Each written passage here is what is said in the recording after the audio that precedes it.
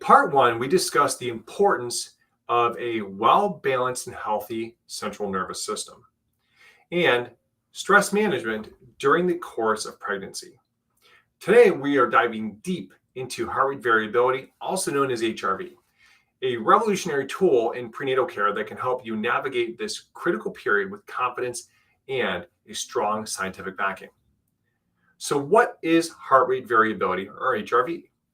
HRV isn't just about measuring heart rate. It's about the variations between each heartbeat. It's a direct indicator of your autonomic nervous system's health, and it's used in various fields from sports science to cardiology to measure stress and overall health levels. Now, let's talk a little bit about the technical aspects of HRV. HRV measures the time intervals between heartbeats, known as the R to R intervals. A higher HRV indicates a healthier autonomic nervous system and a better ability to adapt to stress, which is absolutely crucial during pregnancy. As you know, moms, stress doesn't simply stop just because you're pregnant.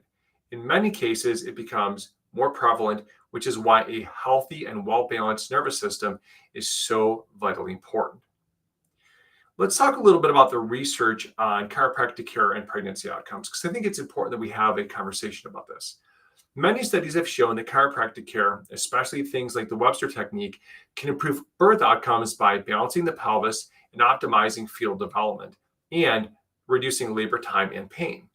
But that isn't even the good stuff about chiropractic care. Chiropractic care has been shown to dramatically improve HRV by directly stimulating the vagus nerve, which is the main controller of the parasympathetic nervous system. And this is important because this research by Dr. Heidi Horvick really can help us to go and change the rising tide, because we have this rising rate of interventions and neurodevelopmental disorders. And over the last 30 years, we've seen a significant increase in birth interventions like epidurals, Pitocin, and cesarean sections.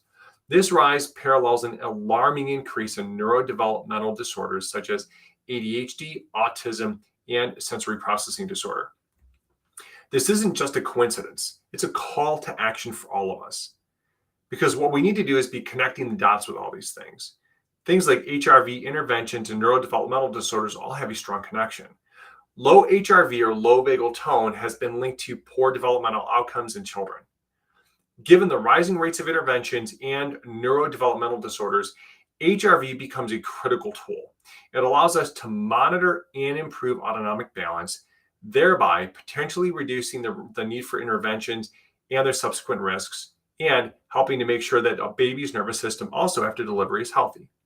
Before we wrap up, take a look at these before and after HRVs, because these aren't just numbers. They're a window into your nervous system and by extension into your child's future. If you have questions or comments below, don't hesitate to send us a DM as you look at these, because I would encourage you to look at this, share this video with others, because there's so many people who need this vital information. And finally, if you're pregnant or planning to become pregnant, don't wait. Take action now. I would encourage you to ask questions about this stuff. Go to our website, read the associated articles on heart rate variability and its importance, because when you look at this, there's so much great information that you can take from a scan like this. The scan on the left shows an incredibly exhausted nervous system. And after a course of chiropractic care, you can see that it's dramatically improved, because these zones have significant importance for us. These green zones are the ideal ranges for the nervous system's ability to handle stress. Each one of these rings has a significant importance. Think of them in terms of severity. The yellow ring is mild to moderate. The following ring, moderate to severe, and the red ring is severe. And if you look at where the patient on the left was on the left scan, it was a pretty low amount of reserve in the nervous system, aka moderate levels of stress that had built up in the nervous system that this patient was not really able to handle. And you'll look at what had happened over a relatively short course of care, just a couple of months.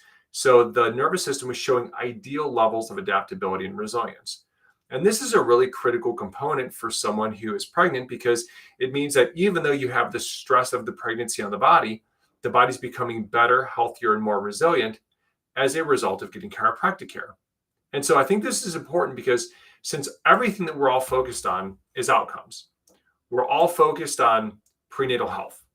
We're focused on lowering the likelihood of interventions and the risk factors for upcoming neurodevelopmental disorders. having this kind of information is critical for helping us to have these types of early interventions that can be preventative.